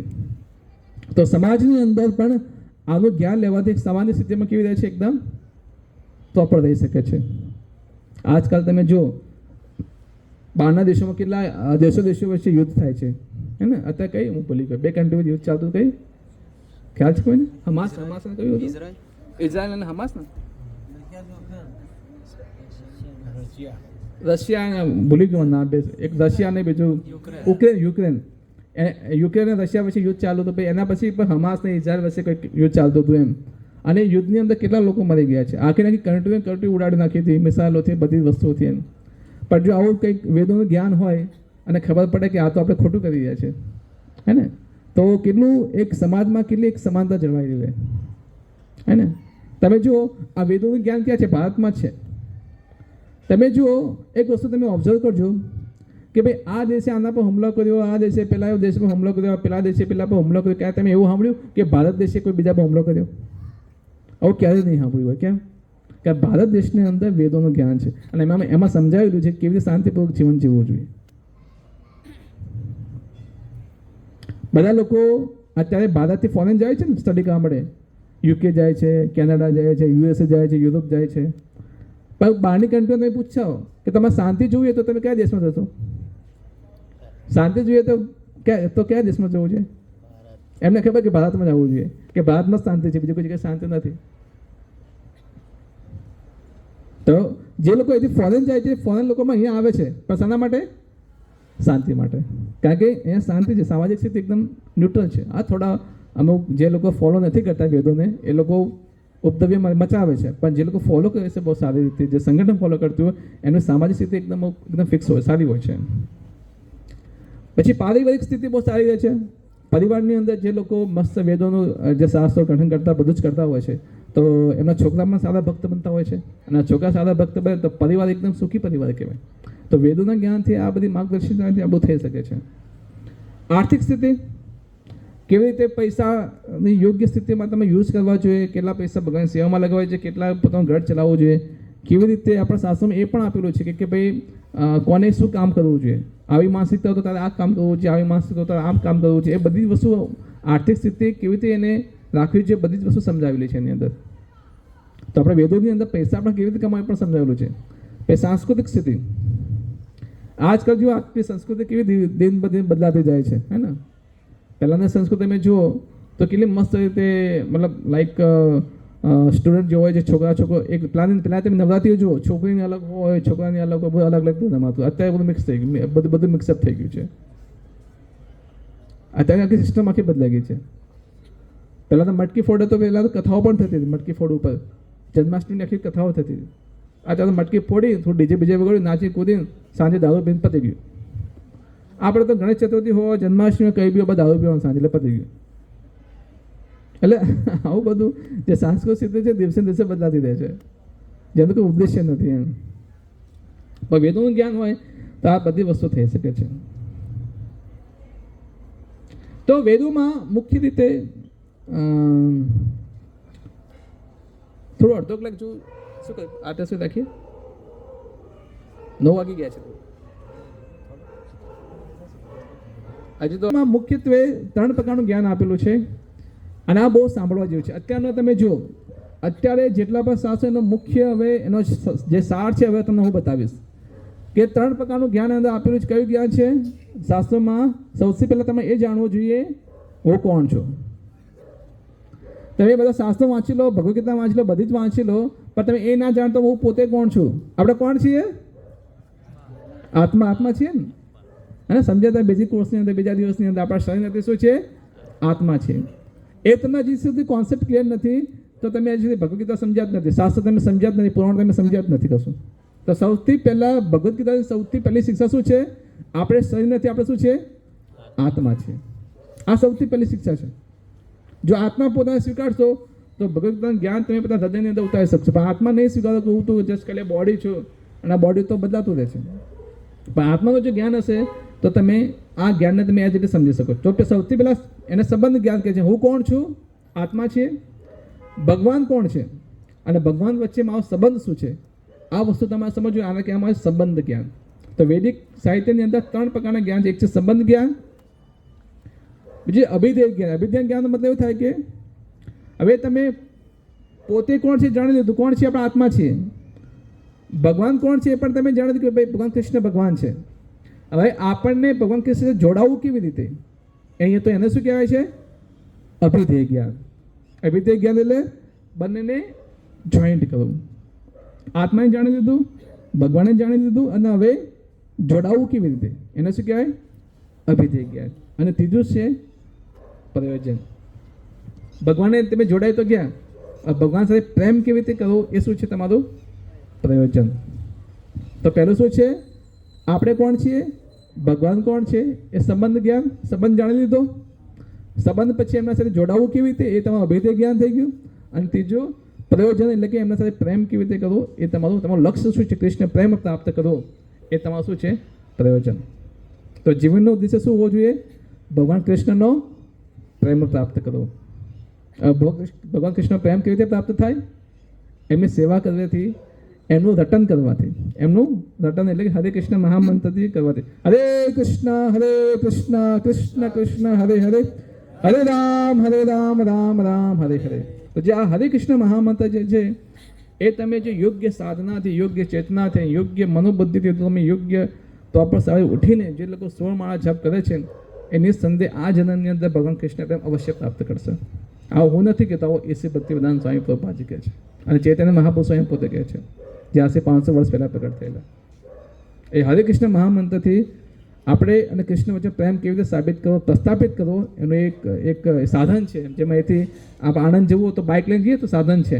તો એ સાધન શું છે? એ હરે કૃષ્ણ મહામંત્ર સાધન છે કે તમને કૃષ્ણ પ્રેમ તમને પ્રાપ્ત કરાવડાવશે. તો હરે કૃષ્ણ મહામંત્રનો જપ આપણે રેગ્યુલર કરવા જોઈએ. આ રિયલ ઇમ્પોર્ટન્સ છે. કોઈ ભગવાન કૃષ્ણનું તમે જેટલું યાદ કરશો, જેટલું તમે રટન કરશો, ભગવાન એટલા જલ્દી પ્રસન્ન થઈ જશે. હે ને? તમે અજામિલની કથા સાંભળી છે? બધા અજામિલની કથા અંત સમયે ખાલી નારાયણ નારાયણ ત્રણ ખાલી નારાયણ બોલે, નારાયણ પોતાનું બોલાવે છે. ભગવાન નારાયણ વિષ્ણુ દૂત આવી કે બોલે એની સામે. તો જે લોકો 16 માં રોજ કરે છે હરે કૃષ્ણ મંત્ર, તો ભગવાન કેટલા પસંદ થતા હશે. અને ભગવાન અવશ્ય આવશે અને પ્રેમ, કૃષ્ણ પ્રેમ તમને પ્રાપ્ત કરશે જ. તો એ જે પ્રયોજન છે એ આપણને કૃષ્ણ પ્રેમ છે. તો જે વૈદિક સાહિત્ય છે એમની અંદર જો બધું જ આપેલું, અને કર્મકાંડ પણ આપેલા છે. આ કાંડ, પેલું કાંડ, ઢગનું કાંડ, પોછડું કાંડ, બધા બહુ બધા કાંડ આપેલા છે. બહુ લાંબુ છે આપણું શાસ્ત્ર, બહુ ઘણું બધું છે. કર્મકાંડ છે, બધું છે. 4 વેદ આપેલા છે, સામવેદ છે, અથર્વવેદ છે, ભાઈ 4 વેદ છે. એની અંદર પછી કર્મકાંડ આપેલા છે. ઉપનિષદ છે, ઉપનિષદ એમાં જ્ઞાનકાંડ આપેલું છે. એક છે કર્મકાંડ જે 4 વેદોની અંદર આપેલું છે. પછી જ્ઞાનકાંડ, જ્ઞાનનો અંદર પૂરો જે આખો સંગ્રહ થયેલો છે એમાં આપેલો છે ઉપનિષદની અંદર. અને ઉપાસના કાંડ, અલગ અલગ ઉપાસનાઓ કેવી રીતે કઈ બધી વસ્તુ શામાં આપેલું છે? પુરાણની અંદર. તો પુરાણની અંદર આપેલું છે ઉપાસના કાંડ, ઉપનિષદની અંદર જ્ઞાનકાંડ, અને 4 વેદની અંદર શું આપેલું છે? કર્મકાંડ. શું કર્મ કરવું જોઈએ, કયું કર્મ ના કરવું જોઈએ, બધા જ વસ્તુ અંદર આપેલું છે. તો જે ઉપાસના જે છે, ઉપાસના એના પણ પ્રકાર છે. તામસિક ઉપાસના છે, રાજસિક ઉપાસના છે, સાત્વિક ઉપાસના છે, અને શુદ્ધ સાત્વિક ઉપાસના. જો કે આ જે કોન્સેપ્ટ છે આપણે આગળ પણ ડિટેલમાં સમજીશું. પછી એ ઉપાસનાઓ તમે જે કરતા હો, અમુક લોકો જેમ ગામડાઓની અંદર માતાજીઓ બહુ માનતા હોય છે ને, ભાઈ આમાં આ કુળદેવી છે, આ કુળદેવી છે. તો એનો બહુ ડિટેલમાં આપણે સમજીશું આગળ કે કેવી રીતે આવી સિસ્ટમ આપણા અંદર આવેલી છે. અને ખરેખર સાચું છે કે ખોટું આપણે બધી વસ્તુ સમજીએ. અમે લોકો પેલી તાંત્રિક વિદ્યાઓ કરતા હોય છે, અમુક લોકો ભુવા જોડે જતા હોય છે, હે ને. ગામડામાં ખાસ આવું બધું જોવા મળે છે, હે ને. મને નાનો હતો તો મારા મમ્મી મને તાવ શરદી થયો તો મને ભુવા જોડે લઈ જાય કે દોડા બાદ એટલે કંઈક મનથી કે પાણી આપે એટલે પી લે એટલે સારું થઈ જાય. એટલે આવું બધું ગામડામાં મારે બહુ છે એમ, બધું ભુવાઓનું આ તે બીજું. એ સાચું છે કે ખોટું પણ આપણે આગળ જોઈશું નેક્સ્ટ સેશન. તો નેક્સ્ટ સેશનમાં આ બધી વસ્તુ આવે છે. ઉપાસના, સાચી ઉપાસના કઈ છે, હે ને. શુદ્ધ સાત્વિક ઉપાસના છે, સાત્વિક ઉપાસના, રાજસિક ઉપાસના, તામસિક ઉપાસના. તામસિક ઉપાસના કે જે લોકો તંત્ર વિદ્યા કરે છે, હે ને. તંત્ર વિદ્યા જે કાળું થોડું કરતા હોય ને, તંત્ર વિદ્યા. અમુક કાળી ચૌદસના અમુક લોકો સ્મશાનમાં જતા હોય છે, અમુક તાંત્રિક વિદ્યાઓ કરવા માટે કરીને, તો ભાઈ તાંત્રિક વિદ્યા કહેવાય. તો આ બધી વસ્તુઓ જે છે રાજસિક વિદ્યાઓ એટલે પોતાનું કંઈક આ યજ્ઞ કરીશ તો મને પૈસા મળશે, અને પોતાના લોભ માટે જે કરતા હોય છે. સાત્વિક મતલબ કે પોતાના મનની શુદ્ધિકરણ માટે, અને શુદ્ધ સાત્વિક મતલબ કે ભગવાનના શુદ્ધિકરણ, ભગવાનને પ્રાપ્ત કરવા માટે, ભગવાનને ખુશ રાખવા માટે જે કરતા હોય એને શુદ્ધ સાત્વિક ઉપાસના કહેવામાં આવે છે. એમાં પોતાનો કોઈ લાભ ના હોય, ખાલી ભગવાનને પસંદ કરવા માટે ખાલી હોય છે. એ શુદ્ધ સાત્વિક ઉપાસના કહેવામાં આવે છે. તો એ પ્રમાણેની ઉપાસના છે. આપણે ડિટેલમાં નેક્સ્ટ સેશન જે થશે એમાં આપણે આ જોઈશું ડિટેલની અંદર. તો વેદોની જે રચના છે એ કેવી એ અપૌરુષે લખ્યું છે. અપૌરુષે મતલબ કે એને કોઈ પુરુષે રચના નહીં કરી, કોઈ પુરુષે રચના નહીં કરી. એ ભગવાનમાંથી સ્વયં પ્રગટ થયા છે, અને ભગવાનમાંથી સ્વયં પ્રગટ થયા છે. એટલે કોઈ પુરુષે રચના નથી કરી. એટલે એનો મતલબ એવું નહીં કે કોઈ બનાવો છે જ ને. કોણ છે? ભગવાન વિષ્ણુ, ભગવાન કૃષ્ણ સ્વયં એને બનાવવાળા છે. અપૌરુષ એટલે કોઈ પુરુષ, સામાન્ય પુરુષને લખ્યા નથી. કોઈ આપણા જેવા કોઈ સામાન્ય પુરુષને નથી લખ્યા, એટલે એને અપૌરુષ કહ્યું છે. પછી આ લોકો અપૌરુષ એટલે ઊંધું મતલબ નીકળે, એટલે એ તો કે એક બ્રહ્મ જ્યોતિમાંથી બહાર આવે છે, એવું નથી. અપૌરુષ મતલબ શું કહેવાય કે કોઈ મેડ નથી લખી, મેડ કોઈ માણસે એની રચના નથી કરી. અપૌરુષનો મતલબ કોને? ભગવાન વિષ્ણુ સ્વયં એમને લખેલા છે, એમનામાંથી બહાર આવેલા છે, એટલે એને અપૌરુષ કહે છે. અને બહુ ઇટર્નલ છે. અને એ ક્યાંથી આવેલા છે? અહીંયા તમે જોઈ શકો છો, ભગવાનનો ગોલોક ચાર્ટ છે. ગોલોક છે ભગવાનનું જે રિયલ જે ધામ જે છે એ ધામની અંદરથી આ જ્ઞાન આવેલું છે. તો અહીંયા દેખો 4 ખૂણામાં 4 વેદ આપેલા છે, દેખાય છે કોઈને? પેલો ઉપર અથર્વવેદ છે લખેલું, ઇંગ્લિશમાં લખેલું છે. આ બાજુ કે સામવેદ છે, યજુર્વેદ છે, ઋગ્વેદ છે. એમ 4 વેદ અહીંયા આપેલા છે. 4 વેદ, પુરાણ, આ બધું ભગવાનના ધામમાંથી આવે છે. એટલે કોઈ પુરુષે રચના નથી કરી. અને આ ચાર્ટ જે છે આપણે પુરાણ અને શ્રીમદ ભાગવતમની અંદર પણ આ ચાર્ટ આપેલો છે. આ ત્યાંથી આ ફોટો લીધેલો છે. ઓકે.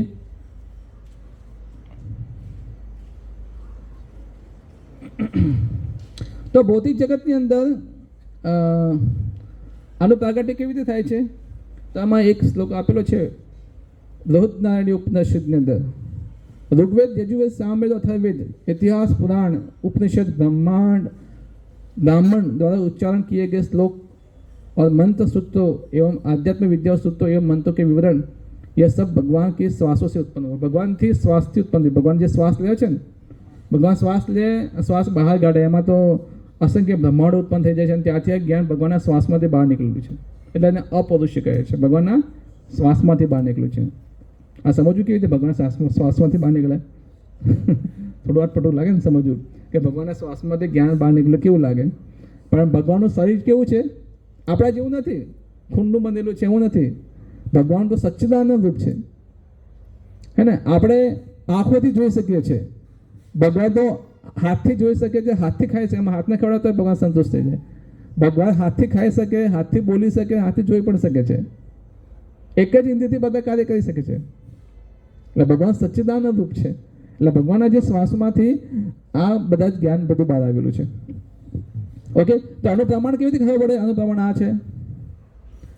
કોણ છે? બ્રહ્માજી. બ્રહ્માજી કોને પ્રણામ કરી રહ્યા છે?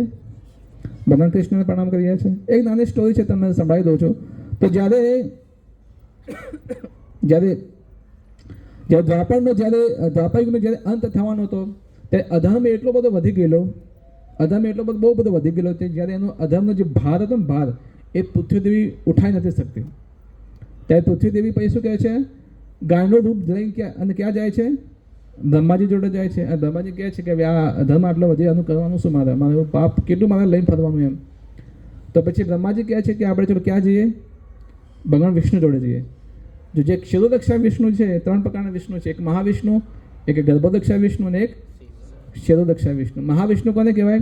તમે પેલું મહાવતાર નરસિંહ મૂવી જોયું બધાય? મહાવતાર નરસિંહ મૂવી, એમાં જો અંતમાં છેલ્લે જે હિરણ્યકશિપુ બહુ મોટું વિશાળ રૂપ ધારણ કરે છે અને પછી ભગવાન પણ મોટું રૂપ બતાવે છે, એ જે વિષ્ણુ જે બતાવે છે મહાવિષ્ણુ, એ મહાવિષ્ણુ છે કે જેમના રૂમમાંથી બ્રહ્માંડ પ્રગટ થાય છે.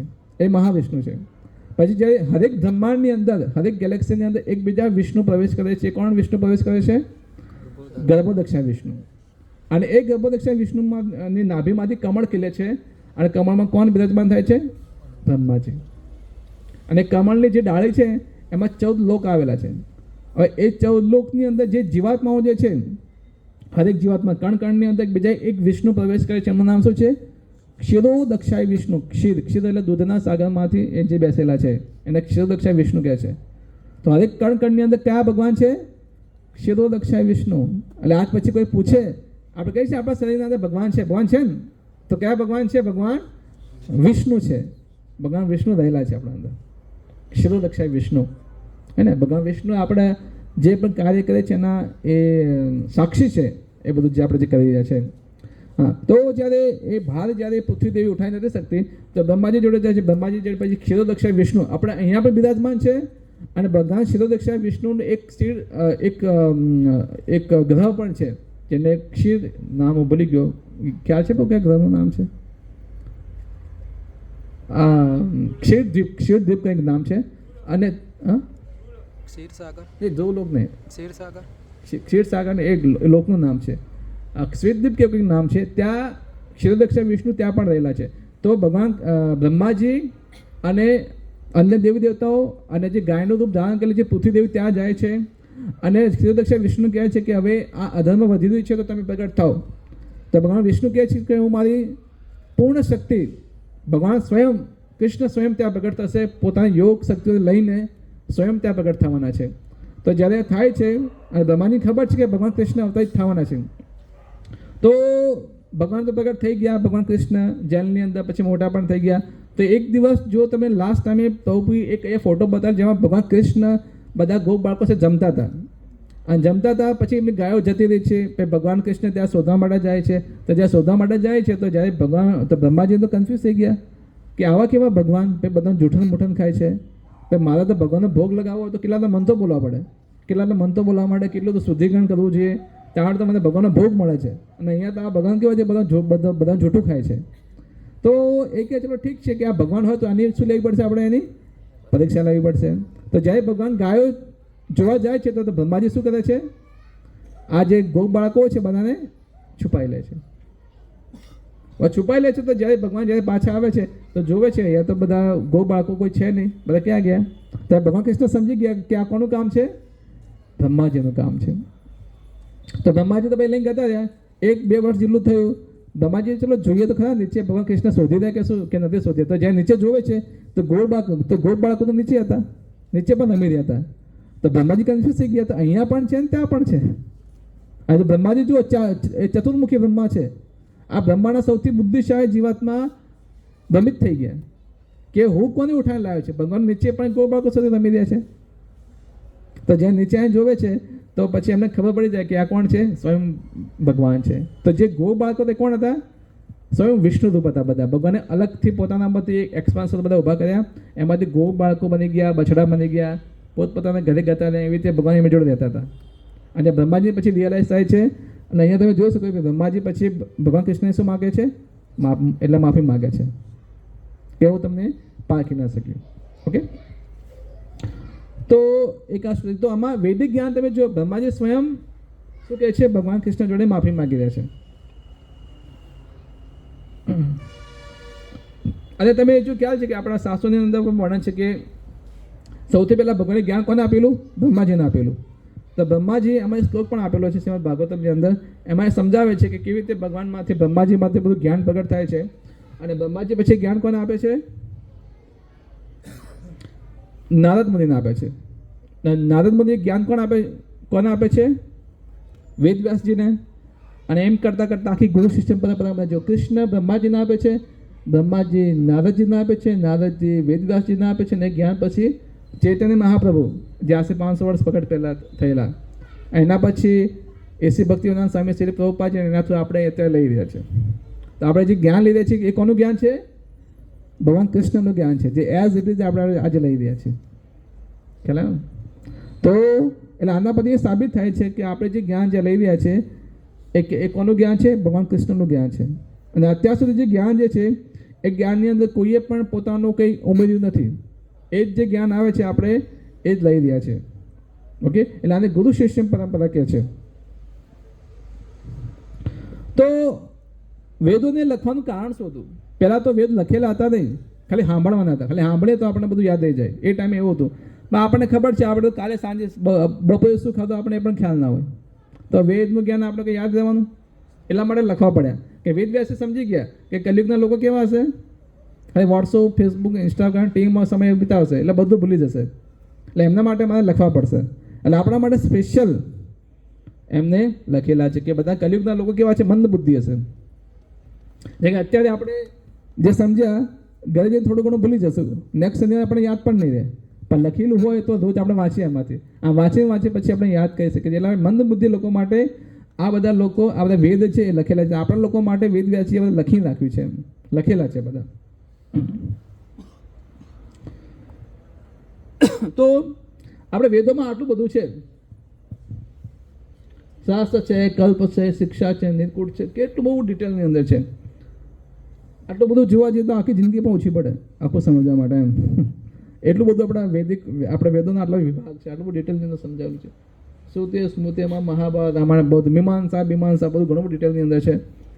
તો ઘણું બધું છે. પણ એટલે જ આપણે આ બધું નહીં વાંચવાનું. આપણે ખાલી શ્રીમદ ભગવદ ગીતા વાંચવાની, ભાગવતમ વાંચવાનું, ચૈતન્ય ચરિતમ, આ 3 બુકો ખાલી વાંચવાની.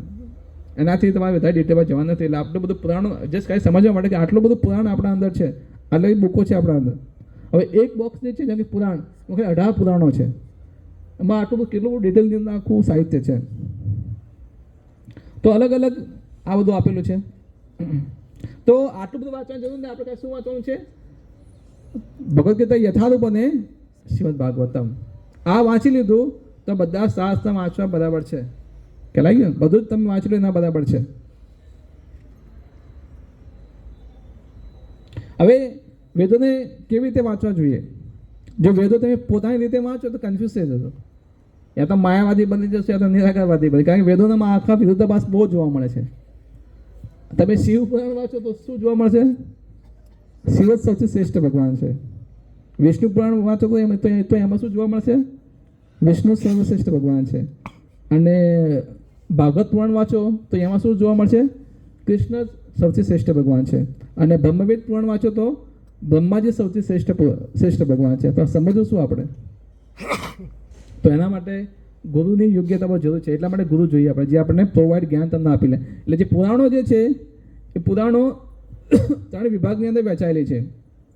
આ છેલ્લી સ્લાઇડ છે આની. અને 3 કેવા વિભાજન છે? 18 પુરાણોમાં 3 રીતે વિભાજન થયેલું છે. આમાં જો તમે આમાં જોઈ શકો છો.